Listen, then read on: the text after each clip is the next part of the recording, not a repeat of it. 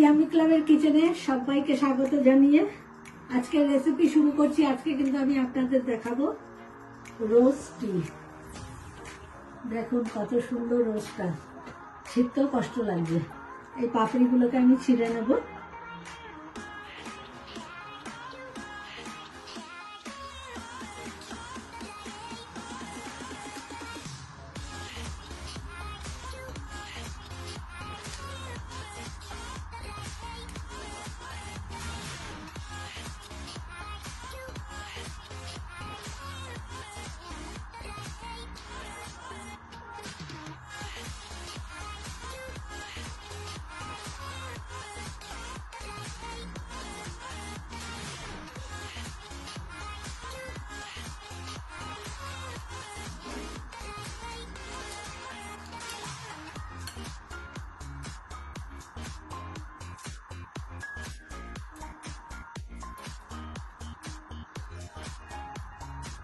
এই রোস্টি করতে লাগছে শুধু 4টে এলাচ আর এই রোজের পাপড়ি আর একটু হানি। তো চলুন বন্ধুরা, আমার সাথে থাকুন, দেখতে থাকুন। বন্ধুরা, রোস্টির জন্য জলটা আমি বসিয়ে দিয়েছি, এটা ফোটা পর্যন্ত অপেক্ষা করব। তারপরে এলাচগুলো একটু থেতো করব, করে তারপরে দিয়ে দেবো জলে। জলটা কিন্তু ভালোভাবে ফুটে গেছে, আমি এলাচটা একটু থেতো করে দিয়ে দিলাম। আর রোজের পাপড়িটা কিন্তু ভালো করে দুবার ধুয়ে নিয়েছি, কারণ অনেক ধুলো টুলো থাকে। এটাকে ধুয়ে ভালো করে নিয়ে এবার একে একে করে ছেড়ে দিচ্ছি।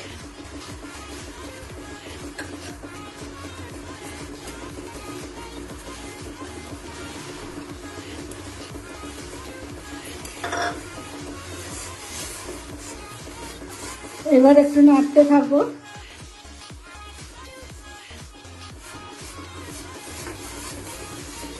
পাপড়িটা ফুটতে ফুটতে জলের কালারটা চেঞ্জ হবে।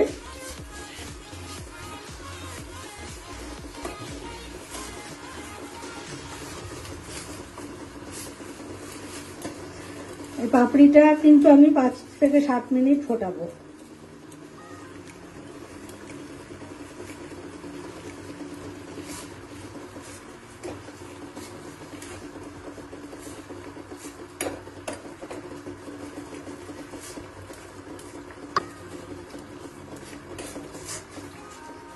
বন্ধুরা, 5 মিনিট বাদে দেখাচ্ছি। দেখুন জলটা কতটা শুকিয়েও গেছে।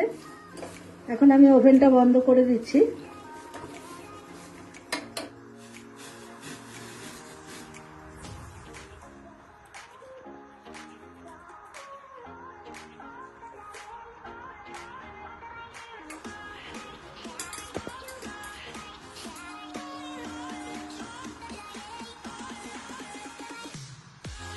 সাথে হানি অ্যাড করে দিচ্ছি।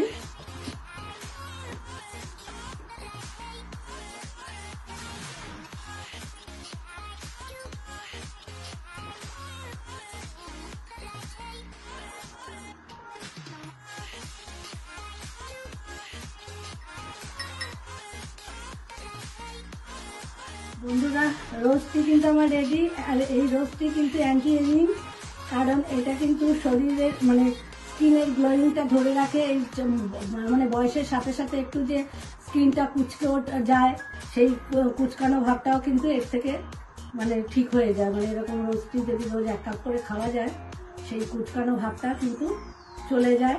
আর শরীরের মধ্যে গ্লোয়িংটা ফিরে আসে আগের মতো। সেরকম মানে যৌবনটাকে ধরে রাখতে হলে কিন্তু রোস্টিটা খেতে হবে, এটাই শুদ্ধ বাংলা কথা।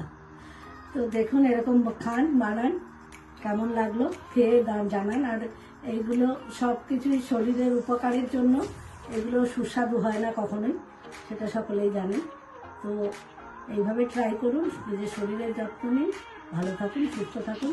আর ভালো লাগলে কিন্তু চ্যানেলটা অবশ্যই সাবস্ক্রাইব করতে ভুলবেন না। লাইক করবেন, শেয়ার করবেন। সবাই ভালো থাকবেন, সুস্থ থাকবেন। ভিডিওটা আজকের মতো শেষ করছি। নেক্সট ভিডিওতে তাড়াতাড়ি দেখা হচ্ছে। ততক্ষণের জন্য বিদায় নিচ্ছি।